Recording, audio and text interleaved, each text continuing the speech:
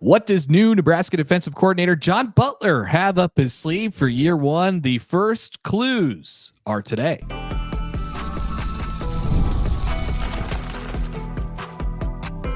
You are Locked On Nebraska, your daily Nebraska Cornhuskers podcast, part of the Locked On Podcast Network, your team every day. Good morning, everybody, and thanks for making Locked On Nebraska your first listen every day. We are free and available wherever you get your podcasts and on YouTube, part of the Locked On Podcast Network, your team every day. And today's episode is brought to you by Game Time. Download the Game Time app, create an account, and use the code Locked On College for $20 off your first purchase. All right, welcome in. It is Tuesday, April 1st. Welcome to April, Connor. And Nebraska is still playing basketball. Well, kind of, maybe. Yes. First, the introductions. I'm Mitch Sherman from The Athletic. Connor Happer, 1620 The Zone, is with me. We are actually taping this in March. It is March 31st, the night before April Fool's Day. And right now, Nebraska is making a run here in the Crown. Well, kind of. In the second half of the Crown, there are dozens of people along with us here who are watching this game. They're up and down all the time. So we're going to let you, you probably know if you're listening to this podcast, you know the what results happened. Did Nebraska win? Are the Huskers on to the final 8 of the Crown in Las Vegas, or is the season sadly over before the dawn of April? I don't know right now. The Huskers are down 8 and they're just going up and down the court. There's 16 minutes left in this beautiful basketball game. Oh my gosh, back up and down. There's a dunk by Juwan Gary. It feels as if both the teams have lost all structure at this point. Not that either team was big on that in the first place, but this is great. So in lieu of us really talking about this or us giving any sort of analysis on Nebraska basketball or, real conducive analysis to basketball on this podcast, really ever, we are going to watch the game and probably intermittently break in if something crazy happens. So yeah, we're going to talk about football. No concerns there. Spring football, 5th practice of the spring is occurring on Tuesday morning, and we, the media, will hear from John Butler, the defensive coordinator, the new defensive coordinator at Nebraska. Coordinated his first game in the Pinstripe Bowl, and a few players will be made available to us and you, the public, on Tuesday, presumably defensive players. And what we want to ask, what we want to discuss here on this show is, what do we most want to ask John Butler? About whom do we most want to know information now that Nebraska is 1/3 of the way through spring ball? So we're going to go with 3 returning players here in this first segment. And then after the break, in several minutes, with a basketball update spliced in, we'll get to some newcomers. It could be a freshman, it could be transfers, new players, new faces to the Nebraska defense. Who is John Butler most intrigued to see, or who are we most intrigued to hear about from the DC? Would you like to start? And feel free to deviate from the list that I created here. I threw out some suggestions, but where would you like to go? Who do you want to know most about from the DC? I think for me, you just sort of start with the you think about the positions, and Nebraska's turning over a lot on that defensive line. So I think of that first. They're replacing Ty Robinson and Nash Hutmaker, among others, on the defensive line, Jamar Butler and James Williams and all of those things. So obviously what you want to do is put players in positions for success. Do they view Riley Van Poppel as the next Ty Robinson? Do they view him as the next Nash Hutmaker? Do they view, Jalen George as the next, X? Or is it with the changeover and with a different defensive coordinator and all these different pieces that you've been able to put into the puzzle now and that are going to have huge reps for Nebraska coming up this year, starting now in the spring? Is it a little bit more of a situation where it's like, we're going to find out what they're good at, and, we're going to build sort of around them? It's not going to be the same defense as it was the first 2 years under Tony White. So I think I start there. And the individual players are obviously a huge part of that. So you're going with Van Poppel, Yeah, Van as far as Poppel's a returning player. Yeah, I think Van Poppel's a good one, or Judy. Judy is a good one. How about, Keona Davis is returning, so you could go to him. He's returning. He might be returning a different kind of player. I think Nebraska hopes he returns a different kind of player. But yeah, I think there's a lot to look at the defensive line. Right. So if we're picking three, I think two, and this is just among the returning players. For me, two of the three returning players that I will ask John Butler about today, or somebody will, and I'll listen, are Riley Van Poppel and Keona Davis. Yeah. Keona Davis kind of slipped out of our mind, I think, a little bit after he went in the portal and then came back from the portal. He was at the front of our mind in the bowl practice season, and then Nebraska played in the Pinstripe Bowl, and we saw some Keona Davis in the bowl game, but not a ton. And when Nebraska went out to practice on Thursday of last week, and we got to watch a few minutes of it as Nebraska basketball falls down by 8 here with 15 play in the second half, Keona Davis stood out. Big old number 96. He's 96, and Nwaneri is 97. I want to double check that, and I will in a minute here. They are 96 and 97 on the roster. Other way around, I think. Nwaneri is 96. Keona is 97. Yeah. I think it's right. When you if you get a chance to go to the Husker games and those guys are wearing their jerseys, take a look at those two numbers right there, because that's who meets the eye test. So from a returning standpoint, for me, Keona Davis is at or near the top of the list. I would just like to know, like, what is their progression plan for him? Yeah. Do they see him as a rotational piece this year?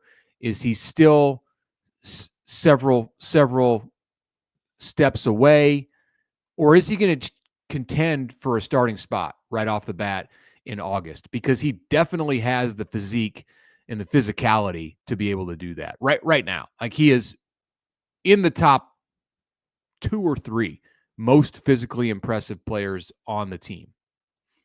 Yeah. How about, there's no doubt about it. So, like, was the reason that he wasn't on the field much last year, obviously learning because curve. of the log jam in front of him. There's a learning curve, right? Yeah.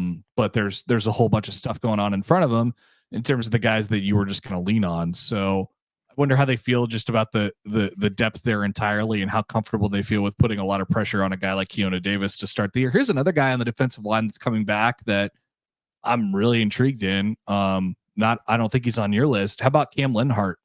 I think he had kind of a breakout freshman year, I guess you would call it. I mean, he was really good.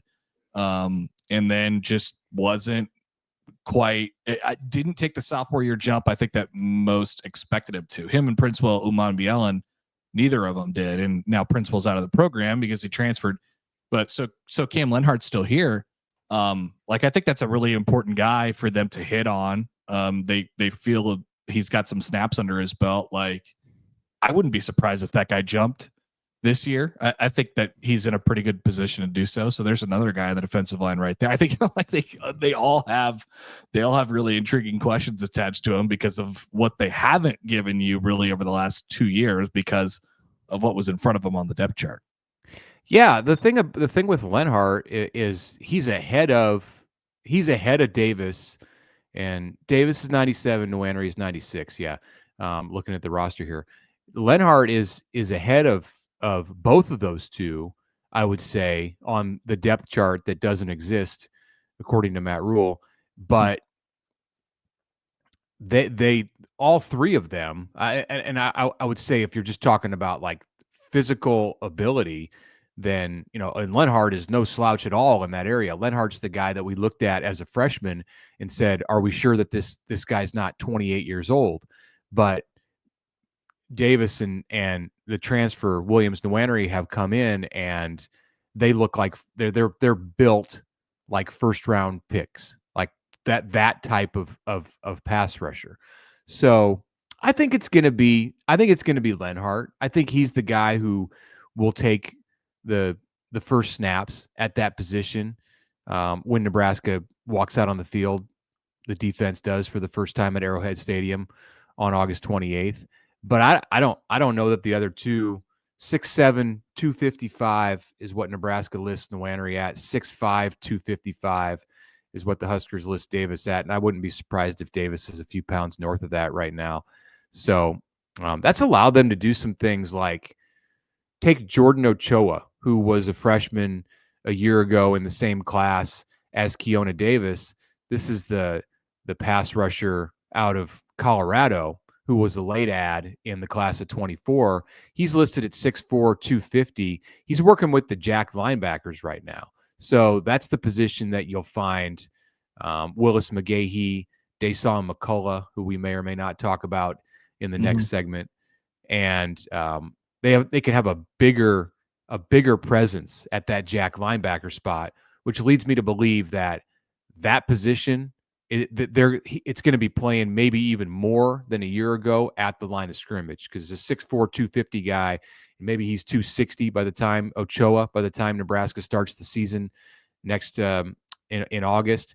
You're probably going to want him to have a hand in the ground when he's in the game. So the one other that I want to mention is Javen Wright, because he's practicing. We saw on video from the weekend, and I think we maybe forgot about him and what his impact can be, because there was so much expected of Javen Wright last year as a sixth-year senior, and he didn't get much playing time because of the injury. Second half of the year, he got a little playing time, but it was with limited or no practice reps. And this year, he at least appears right now to be on track to have a normal routine as a seventh-year senior. So that's a guy who can have a massive impact, and I'd like to hear what Butler has to say about him. Totally. Yeah, I can't. I mean, who knows what a full year of actually practicing during the week will do for that guy. I think, I don't know that I forgot about him. It's just that you just get so used to a guy, being in and out of the lineup or being out of the lineup for a long period of time, and you're just like, man, can I really depend on him anymore? Not that the potential wasn't always there, and it still is, I think, for Javen Wright. But it's happened before. Maybe, it all could come together for him, and in the very, very, very late stage of his long college football career. Dead serious. I'm sounds like maybe I'm joking. That's real. Like, if the health thing has to match up with the depth chart and the way you feel and the way you play and all those things. And I really think it could. He showed more than just a flash of it in 2023 when he was healthy for the most extended period of his time at Nebraska. All right. Hey, on a sad note, condolences to the Noonan family. David Noonan of La Vista, Nebraska, former Nebraska player, was killed in a head-on collision on Monday with a semi-truck on a state highway in Nebraska. He's the brother of ex-Nebraska defensive lineman Danny Noonan and the uncle of Nebraska linebacker Maverick Noonan. So a tragic loss there, and our thoughts are with the Noonan family. We'll be back after this. But first, a word from our friends at Monarch Money. You might be wondering right now where all your money went. Dining out, online shopping, entertainment. It's easy to lose track, and that's where Monarch Money comes in. Monarch Money is your personal CFO, giving you full visibility and control over your finances. Not just a budgeting app is Monarch Money, but it's a complete financial command center. You could track all your accounts, all your investments, all your spending, all in one place. And you're not just managing your money, you are beginning to track it and build wealth after that. All in one convenience for Monarch Money. Instead of juggling multiple apps, you can use Monarch to check your finances, track spending, and even plan long-term goals. So take control of your finances today with Monarch Money. Use the code LOCKEDONCollege, one word, LOCKEDONCollege, at monarchmoney.com for 50% off your first year. monarchmoney.com, code LOCKEDONCollege for half off your first year. And a message here from Game Time. Imagine watching your favorite team live. It's not hard to imagine at this point. It could be basketball. It could be football. We're into spring practice. Tickets are on sale for the fall. It could be baseball. Baseball season is here. You can feel the energy of the crowd, witness unforgettable moments. There's nothing like experiencing a big game in person. Game Time Picks is the way to make that happen. Their curated system makes it easier to find better value for tickets to sports, concerts, comedy, theater, and all of the other live events that you may want to see. I just checked the Game Time app for some upcoming events that I may want to attend in Kansas City. There is a specific Major League Baseball team that's off to a nice 2-2 start. Not too fast out of the gate, not too slow. Like, this is what we want. It's a slow and steady race, a marathon in the 162 game season, and they'll be back at home soon. Game Time is the way to help me find an amazing deal on huge matchups that are coming up. You can get the seat view before you buy. There's no surprise fees. Lowest price guarantee. Book with total confidence. Take the guesswork out of buying tickets with Game Time. Do it. Download the Game Time app today. Create an account. Use the code LOCKEDONCollege for $20 off your first purchase. That's Locked On College for $20 off. Download Game Time today. Last minute tickets, lowest price guaranteed. All right, welcome back. Connor Happer, Mitch Sherman with you here on a Tuesday. Still keeping a close eye on Nebraska basketball as we're taping this on Monday night during the college basketball crown. We're nearing the under 12 timeout. Arizona State with a 6-point lead, but Nebraska just hanging right in there, making some tough plays right now. We need more crown. I need more crown in my life, Mitch. I need more. I could take that to mean something else too, but I could look behind me in the bar here. Bobby Hurley on the sideline. Great. Haven't watched a lot of Big 12 basketball this year. Well, I have, because I watched Kansas and some of the teams that are playing or were playing. And one is still playing in that other tournament that's going on around this time of year too. Have not seen a ton of Arizona State, so I've missed out on Bobby Hurley on the sideline there. But that's a throwback. You watch Big East basketball, you get to see his brother, and there's Bobby. I was explaining to my kids during the first half of this game that Bobby Hurley is the Hurley that we all knew growing up, not Dan. Who's this Dan Hurley guy? Yeah. Danny, little Danny. Yeah, little Danny comes along. It turns out he's even crazier than Bobby. So, yeah, maybe there's some antics yet to be had in the final 12 minutes of the crown against Nebraska. Okay, let's get through a couple more guys here on defense. People that we're asking questions about at Nebraska's media availability, where John Butler will speak on Tuesday. How about Dasan McCullough? Like a really intriguing wild card chess piece. I shouldn't say wild card, because he's a piece that they need to hit. Obviously, he needs to work out. He needs to be a productive player for Nebraska, but what you can do with him, there's no shortage of options, I think, from what he brings to the table athletically. It's a piece that Nebraska hasn't had the athletic profile of a guy like that on defense probably in a little while. So it's a huge deal. Dasan McCullough.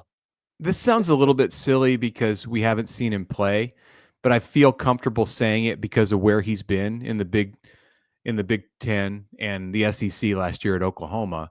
I don't know that Nebraska has a better 1-2 punch at any position on the field than it does at Jack linebacker, where Phil Simpson is coaching, and you can go in one order or another: Willis McGahee IV and Dasan McCullough. McGahee was one of Nebraska's breakout true freshmen last year. I think if it had been a 15-game season, you would have seen him continue to go, like, he was elevating fast. McGahee was at the end of the season. And I think that's part of the reason that you saw Prince Will Uman-Mielen go into the portal, because McGahee had overtaken him in his reps, like the playing status that he had with the coaches.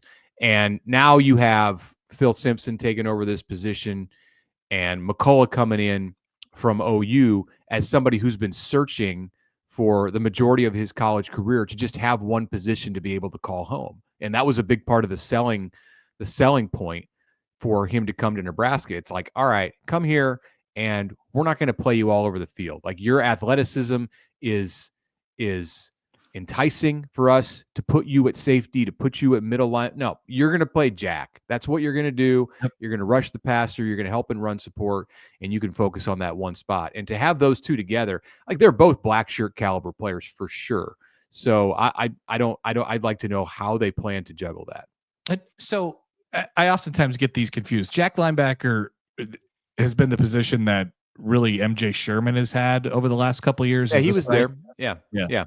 So they've been using, combinations of different players at that spot. Like, I think a lot of I think MJ Sherman was a pretty good player, but from an athletic standpoint, McCullough just brings something completely different to the table, right? Like, how do you use that versatility? And frankly, for Nebraska's defense and what they were trying to accomplish over the last 2 years with guys like MJ Sherman, like, you're trying to do it with a little bit more brute force, I think. So as we've talked about, they're more athletic, they're longer on defense. McCullough is the bright shining example of that. Why is Braxton Mia shooting technical free throws? Apparently there was a technical, but he has missed both of them, it appears. So okay, you're a little bit ahead of me again, because I just saw him miss the second one. That's a missed opportunity. Had a chance to cut it to a one-possession game. He got decked in the head on a rebound attempt. Looks like they upgraded it to a flagrant. So there you go. I look at MJ Sherman as an undersized defensive lineman. Like, he's a tweener in the sense that if he was 20 pounds bigger, like, he's playing defensive end coming off the edge, and as you shake your head, and then I look at Dasan McCullough. Sorry, yep. I look at Dasan McCullough, potentially his replacement, as an oversized safety. So there's a big difference in the style that they play. And I don't mean oversized like, we kind of outgrew the position. Yes, but he still has a lot of the athletic talent that you would get from a safety. So they're like measurables and everything are going different directions on the defense. Like, one trends more back to the back end with his skill set, and the other skill set is more like a down lineman. So in this defense, and in what Nebraska wants to do with this defense, and how it wants to use the jack linebacker, they're probably better suited to have somebody like McCullough. Now, again, we've said this before, teams are going to try to stretch Nebraska and see if the Huskers can stop the run. And they're going to have to hold up at that jack spot, just like they do on the defensive front. Yep, there's pluses and minuses on both sides. Should we hold a couple more guys here for the final segment? Let's do that. Let's take a break, and then we'll have a nice extended final segment. Yeah, and we could talk some Creighton, Nebraska baseball out of you before we get out of here as well. That is coming up here on the Locked On Nebraska podcast. But first, a word from our friends from Supply House. Get the supplies you need from the site made for the skilled trader, Supply House. Whether you're in plumbing, HVAC, or electrical work, Supply House is the reliable way to order products online. They have an easy-to-use website packed with helpful resources and the latest product info to help you get the job done right. Plus, their complete inventory of over 200,000 parts from 400-plus top brands. You're going to find exactly what you need delivered fast from coast to coast. If you need help with an order, customer service is A+. Supply House offers expert support and industry-leading service, so you'll always be talking to a real person. And for trade pros looking for an extra edge, their free TradeMaster program offers exclusive perks like a dedicated phone line, free shipping, discounts on every order. Thousands of skilled professionals are already taking advantage of this. It's time for you to do the same. Join the TradeMaster program today at supplyhouse.com/TM and start ordering plumbing, HVAC, and electrical supplies with just a few clicks. And use our promo code SH5 for 5% off your first order. That's with our friends from Supply House, supplyhouse.com. The NCAA tournament is here, and so is the Bracket Breakdown. Locked On Podcast Network and Amazon Fire TV channels are teaming up to deliver NCAA tournament coverage like never before. Watch studio shows featuring former players and Locked On's local experts as they guide you through every upset, buzzer beater, and bracket matchup. Stream it all for free on Amazon Fire TV channel. Search Bracket Breakdown to see it all for free. It's your team every day.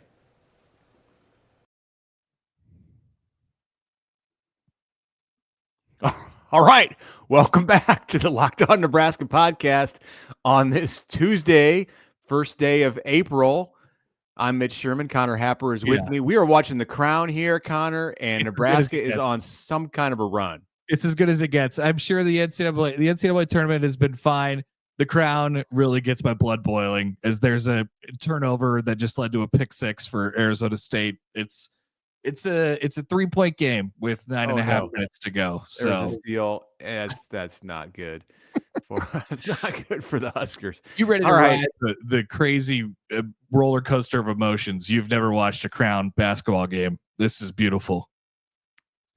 This is great. All right. Hey, before we finish up with the football conversation about the defensive players that we would like to hear about from coordinator John Butler in the media availability Tuesday at the Hawks Championship Center, let's mention that Nebraska baseball, weather permitting, on Tuesday will play Creighton. This game has been moved up to the fan-friendly time of 2:30 p.m. again on a Tuesday. Mm-hmm. Connor, you will be there on the radio call, so check him out with John Bishop if you get the opportunity to do that. That's the Creighton call. There is, of course, also a Nebraska call, but you should check out Connor and John and get a taste of what they've got to say. Huskers are throwing right-hander TJ Coates, sophomore out of junior college. This is his third start of the year. He has pitched a total of 9 innings in 5 appearances, couple of starts, couple of no decisions against Wichita State and Pepperdine, and the Jays will counter with right-hander Ian Kuzman. Creighton is having a better season than Nebraska, despite the Huskers' series victory against number 5 Oregon State over the weekend. I read in the baseball media packet that is Nebraska's first series win against the top 5 teams since 2011. Yeah, crazy. So they have to get hot and stay hot, because you're at that point in the season where, every game, especially on the weekends, are huge. And Creighton won this, swept this series last year. And Creighton hasn't lost in the midweek in a very, very long time. So they haven't lost in the midweek since the end of the 2023 season, and that was to Nebraska. So, it's a big game, I think, frankly, for both teams as they line things up. It'll be weird tomorrow afternoon. Try to beat a storm. We'll see what kind of crowd shows up. Knowing Nebraska fans, I'm sure they'll get that thing going, and the dugouts will certainly be excited. There's always a good back and forth between these two teams. They don't think they like each other very much. There's people who have played with and against each other for many, many years in the opposing dugouts. Well, what it comes down to, and it's similar to the Nebraska-Creighton basketball series, what it comes down to is which team has the chip on its shoulder, and which team, when it gets into the big situations, it could be the first inning, it could be the 8th inning or 9th inning, which team wants it more, honestly. And in recent years, that's been Creighton. It's starting to become Nebraska on the basketball side. We've seen that the last couple of times that Nebraska's gone to Omaha in basketball and come away with early season wins, but it's been Creighton for sure in baseball. And I haven't been at a lot of these games. I used to be at all of them, but I haven't been to a lot of them in recent years. Watching on TV, you see more, and it's probably because of the scenarios in the games and the jams they're getting out of and the big hits they're getting, but you see way more emotion, way more fist pumps and celebration from Creighton than you do Nebraska. So I would like to see what that dynamic is going to be like here in 2025. Is Creighton still going to be the one that's dictating the energy in this series, or can Nebraska even that up? We'll see. It's a big game for both teams, that's for sure, as they meet for the first of 3 this year. Okay, a couple more guys we want to highlight on defense before we get out of here. So we hit Dasan McCullough. 2 more transfers here that I'm sure will be asked about to John Butler, new defensive coordinator John Butler. And this is a guy, every time he comes up, I'm like, I love everything about this. This is a sure thing. And that would be Marcus Watson Trent. the linebacker from Georgia. Georgia Southern. Georgia Sorry, Southern. I'm watching the Crown. Yeah, Georgia Southern, Georgia State, Georgia Southern. That they got 100 plus tackles in each of his 3 years there. He's an all conference player, defensive player of the year in the Sun Belt. Like they got a guy who's just going to rack up tackles. Like I don't know how we talked about the athletic profile of Dasan McCullough. Watson Trent's not going to bring that to the table, but this is just production, and you can't say no to that. It's pretty bona fide. Yeah, I mean, he's going to play in the middle of the Nebraska defense, and he's going to be somebody that the Huskers can depend on to know that the coaches can trust him, know that he's not going to make mistakes. He's going to learn the defense. He probably already has learned the defense. He'll be making calls. He'll be something of a leader, I would imagine, for this defensive group, and probably playing with Vincent Shavers, the second year sophomore. We talked about McGahee in the conversation with McCullough. They play one position, but Watson Trent and Shavers, there's room for both of them to be on the field at the same time. And one guy, I don't think we've talked about this. I don't know that I've heard anybody talk about this in the Nebraska market. One guy that I watched at practice on Thursday, who I thought it wasn't what he was doing, like as far as the way that he moved or anything that he did in a drill, but it was more just how he looked in the pads. They weren't in full pads. They were in half pads last Thursday. The way that he looked just like stacked up against the rest of the linebackers was Christian Jones, the true freshman out of Omaha West Side. Just the size of his width, like his shoulders, the upper body. He doesn't look like a true freshman. He doesn't look like somebody who age-wise still should be in high school out there with the likes of Watson Trent and Vincent Shavers, who's been in college for a full year now. And there are others at those linebacker spots, some older players like Dylan Rogers and Gage Stinger, who have to step up, or they're going to have to get out of the way for these freshmen to play. And that's not the position that you want to be in with roster cut downs coming. Now, there may be some spots for some of those guys on special teams, but Watson Trent absolutely is, I think, somebody you could pencil in to get a black jersey in August. And has Andrew Marshall popped? Would he have by now? I mean, it's early, obviously, but that's one where you want to hear the hints right away that guy's going to be a dude for you on defense. Big expectations, but obviously everybody really liked the piece that they got out of the transfer portal from Idaho. So more just a status report on Andrew Marshall. Yeah, I feel like maybe we're forcing that one a little bit. I mean, he has the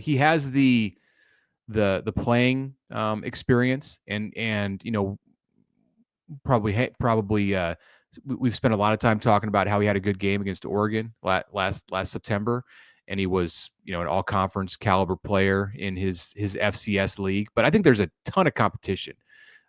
Sierra Wright's at one spot, and I think he's got a pretty good lead to play one of the cornerback spots. But then if it's like the second corner, or you could even be looking at like a third corner when you're defending against a slot receiver, you have Marshall, you have Mario Buford, you have Donovan Jones, you could have Bly Hill if he's all the way healed up. Amari Sanders is somebody who I think that it is primed to have a good offseason, a good spring here. So there's 4 or 5 players that are going to be competing for 1 or 2 spots there in the secondary, and Marshall's in the mix, in the thick of that. So would like to hear what Butler has to say. And he was a defensive backs coach on this team last year. So if there's one place on the field, just a few practices into his time as a DC, that he should have a great handle on, it's what's going on in the secondary. So we'll ask about Marshall. Stay tuned. We'll have our reports coming off of that on Wednesday morning, and we'll leave you here on this podcast without knowing the results of the Nebraska basketball crown event. Do you have a prediction? You're down by 1 with 8 minutes left. Yeah, that's what I was going to ask you. I think from what I've seen in this game and what I've seen in Nebraska's ability to come back, I think Nebraska's going to pull this out. I think Hoiberg's guys are going to live to see another day. And when you, the listener, are hearing us or seeing us on this podcast, Nebraska will have advanced to the next round of the Crown. I'm trying to stretch this out to see if they can get the lead.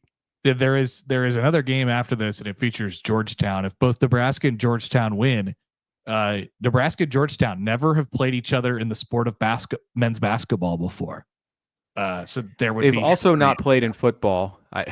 That's true. Yeah, not a lot of history between Nebraska and Georgetown, except for Isaac Copeland. I guess that'd be the only one. So Huskers have the lead.